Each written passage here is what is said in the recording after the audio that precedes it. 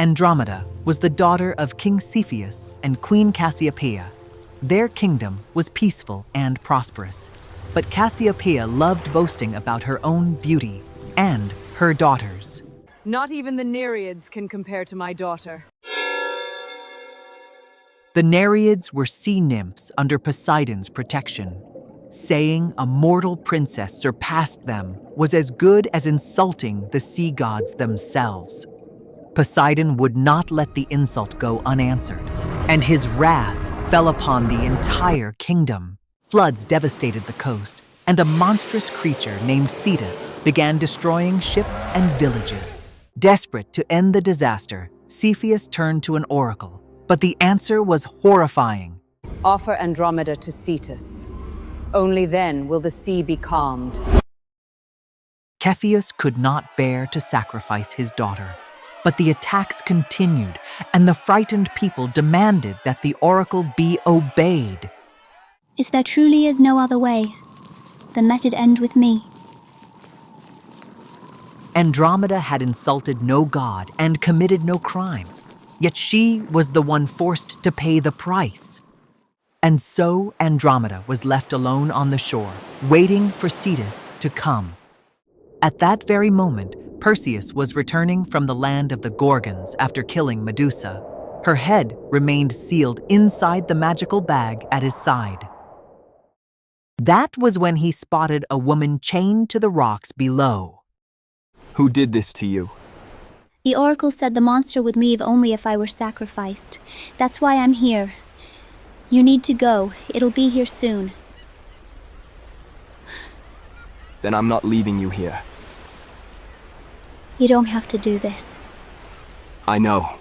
Cetus rose from the sea like a living mountain.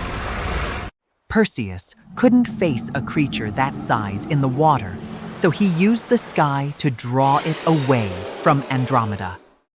Even the blade that had killed Medusa couldn't pierce Cetus's armor-like scales.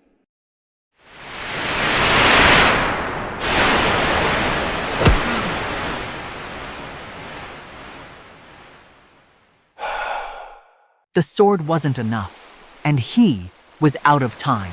Close your eyes! Medusa was dead, but the power of her gaze remained.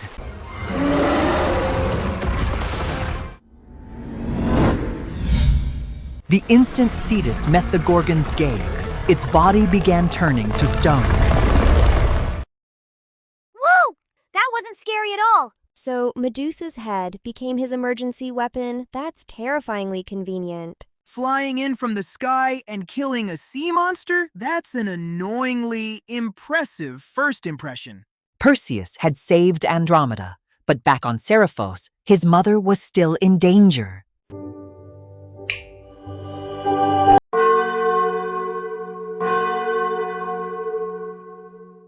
Perseus stayed in Ethiopia for a time. As he and Andromeda got to know each other, they fell in love. Before long, they married and left together for Seriphos. Perseus had left Seriphos because King Polydectes demanded Medusa's head, an impossible mission he never expected Perseus to survive. While Perseus was away, Polydectes tried to force his mother, Danaë, to marry him. To escape the king, Danaë took refuge in a temple. When Perseus finally returned, he learned where his mother was hiding and rushed to the temple to find her. Mother, are you in here? Perseus? Meanwhile, Polydectes was feasting with his men, unaware that Perseus had already returned. You survived? Then where's the gift I asked for? You wanted Medusa's head. I brought it. Close your eyes. Enough. Show me.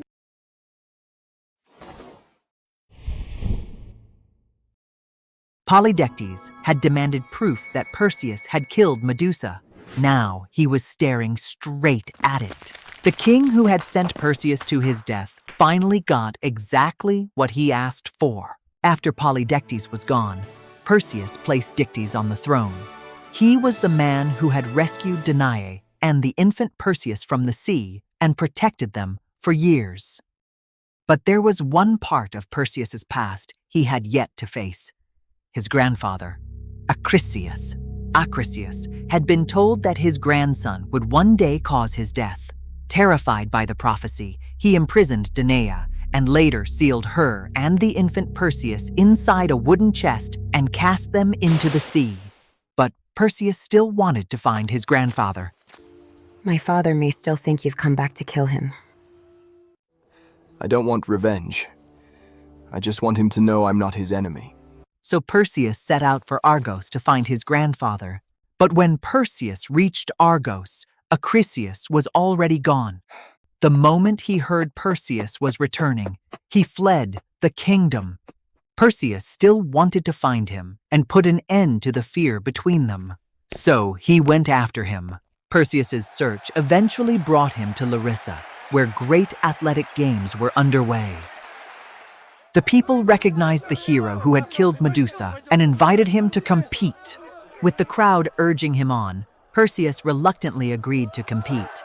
But among the spectators was Acrisius. There was no battle this time, no enemy, just a game. But just as Perseus released the discus,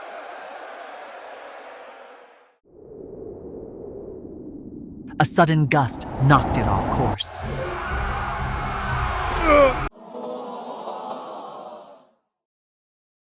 Father?